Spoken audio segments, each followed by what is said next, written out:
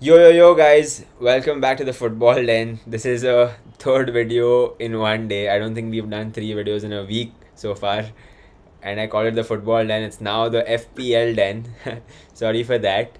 Right now we have the forward picks. We are trying to cover as many what do you say, as many parts of FPL as we can cover before the season kicks in. We want you all to make a well-informed decision. So, Pathare, why don't you lead our viewers through the forwards? Okay, like the theme of our today's videos, the forwards are also divided into various price points. We begin with the budget picks. I think in the budget picks, the two best picks, one proven in the Premier League is Neil Maupay. As you can see, he had a tremendous XGI, and I think the goals and assists don't justify his performance or even Brighton's performance in general. They are bad luck last season. I think he's a good player and he's on penalties as well for Brighton. Moving on, there's Christian Benteke. He had a decent goal involvement, and in that price point, he's a decent budget pick, I would say. He's had 11 goal involvements, 10 goals, 1 assist. So I feel like he's a decent striker. Moving on, the one I'm most interested for is Ivan Toney from the recently promoted Brentford. He had 43 goal involvements, 33 goals and 10 assists, which is a lot. And there was some apprehension about putting him in this video, but I feel even if you get half of those goal involvements this season, that's a great return for that price. Plus, he's involved in penalties and free kicks. Yeah, I think a lot of FPL managers actually have Ivan Toney in their teams. I don't think that they know what he did last season in the championship, but I mean 6.5 unproven. I don't know, little dicey. I'm So, on the edge. just a fun fact, like he got a lot of this thing, I guess, messages or whatever regarding his high ownership in FPL, and he said, something like that, and he said, "Captain me." Oh, okay. Yeah. I like that. I like that. I like that confidence in a striker. Yeah. That might just be enough for me to change my mind on owning him. Moving on, we have value picks. Yeah, so in value picks, I think all three of these have proven last season. We have Antonio, who on his day can threaten any defense. Sadly, he was not able to perform as well due to injuries last season, but still he's got like 15 goal involvements. And moving on, Callum Wilson, he's got 12 goals and 5 assists. And I think his expected goal involvement should be a little more because he played really well for Newcastle last season, I feel. Then the third option for us, Ollie Watkins, I think he was really great. He's got like 14 goals and 5 assists for 7.5. I think that's a tremendous value pick. Plus, he's on penalties.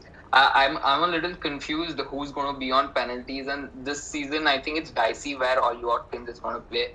So there's that exclamation mark sort of thing. But otherwise, he's a fantastic player. Yeah, I mean, generally, What do you think? Aston Villa's penalty taker is El Ghazi. If he's not on the pitch, it's Watkins. But I think Watkins falls further down the pecking order now that Ings is coming in as their new striker.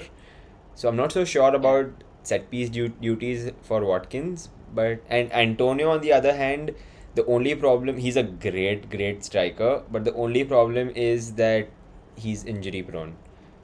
But nevertheless, he's a good pick. Moving on. So moving on. Yeah, we have premium picks. Now, actually, in this premium picks, currently you are already registered in the Premier League. There are only two options, which were Kane and Vardy. So we know what a season Kane had: 23 goals, 14 assists. I don't think I need to say more. The people who watch the Prem also, you just know Kane is going to be amazing. But the problem this season is probably going to be with his mentality, I feel, because he really wanted to move to City and Spurs are raiding his parade. So, what about then a moving third? on, Yeah. we've got Vardy.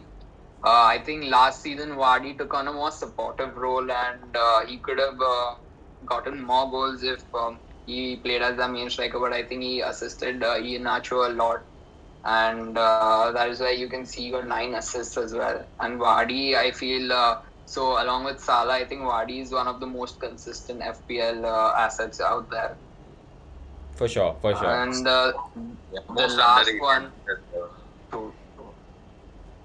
And the last one out there, we've got Lukaku. So actually, the move hasn't been through yet, so we don't know his exact price. But on the FPL, then we predict it to be somewhere around 10.5. We feel that would be a justified value for his proven talents in the Premier League previously as well. And the stats you can see are from his last season in the Premier League, which was the 18-19 season, where he got 12 goals and he created around 21 chances. So that's decent. Yeah, that I is. think. Hmm. Sorry, I think the first thing all the Chelsea fans are going to be very annoyed that he's still in his United kit. But he has improved tremendously since he's moved away. He has a point to prove to EPL fans. He's come back. He's going to be a pretty amazing pick. The only thing is, once he's in, how do you fit him? But I think that's what everyone will be thinking of when he becomes a regular starter. Yeah. As the season goes on. And with Vardy, I think if he was priced at say around 9.5 million, a lot more managers would have actually owned him. 10.5 is that sticky price point where you don't know if you want to spend so much on Vardy, a Leicester City striker. Well, he is a proven FPL talent, but I don't know. 10.5 is a bit too steep for me. Yeah, the Wadi party may not continue so long because anyways now Leicester is looking to play with two strikers, so the goals are going to be divided between them. Plus he's getting old, so how many games is he actually going to play? Exactly. But he's really consistent per points per game as well. He's up there with the rest of them, with Salah and Bruno. So he's definitely a very good pick. Plus point being he's on penalty duty.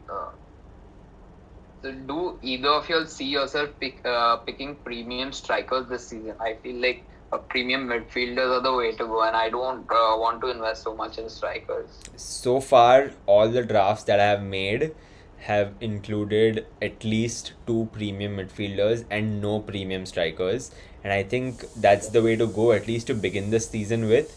The problem with Kane is that you don't know whether or not he's going to stay at Spurs 1, and even if he does stay, is he going to be as potent and lethal as he was in the previous seasons? With Vardy, it's that price point, and once Lukaku comes in, I'm sure a lot of Premier League managers, FPL managers, starting from game week 6, will bring him in because his fixtures are very favorable. What do you think, sir? I agree totally, word to word. Yeah, lovely. Let's move on to the last slide then. We have differential picks here. So the first differential we have here is Bamford. We all saw how he performed. There were quite a few chances which he missed last season, or his stats would have gone up. But maybe because he's young, hopefully this season he's improved his finishing and he can outdo himself this season.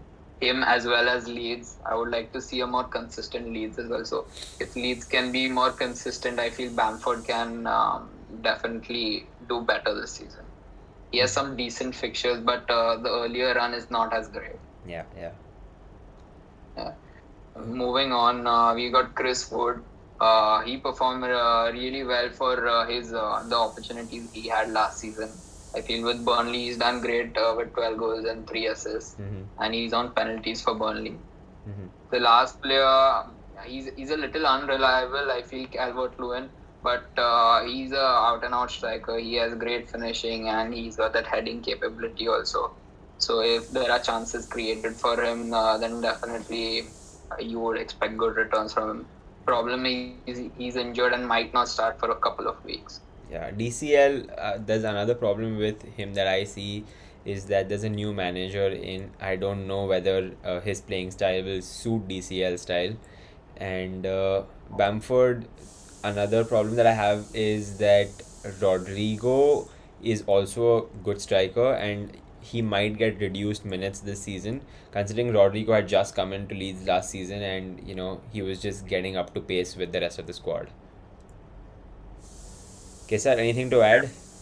I think Bamford's a pretty good pick. So is DCL, but the only issue is, DCL has the fixtures, so you might want to invest in him. Yeah. I agree that you don't know Rafa's how he's going to play. Rafa Benitez, the new Everton manager, so it's a bit difficult to predict the play style. But I think Bamford's a pretty good pick. But the only issue is that you've got Rafinha for 6.5. So you really see yourself spending that 1.5 million extra. What else can you do in that money? Yeah.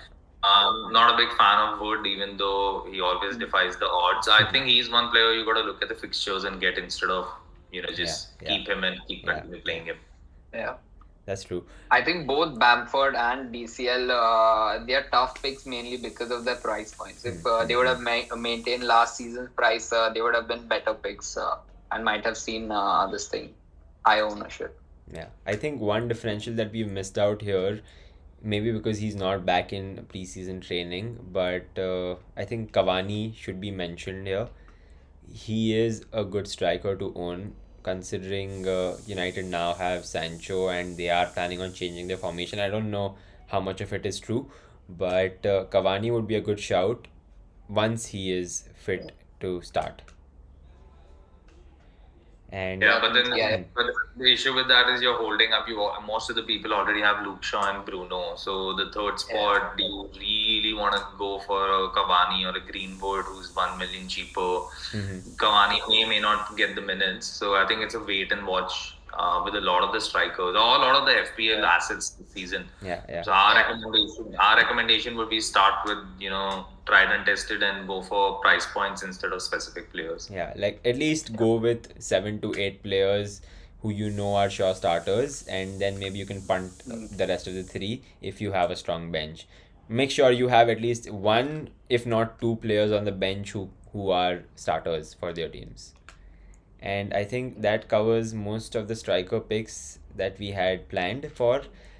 So please guys, like, share and subscribe the video. It helps us to get more reach, and press the bell icon so that you don't miss any videos from us, and we'll see you on the next one.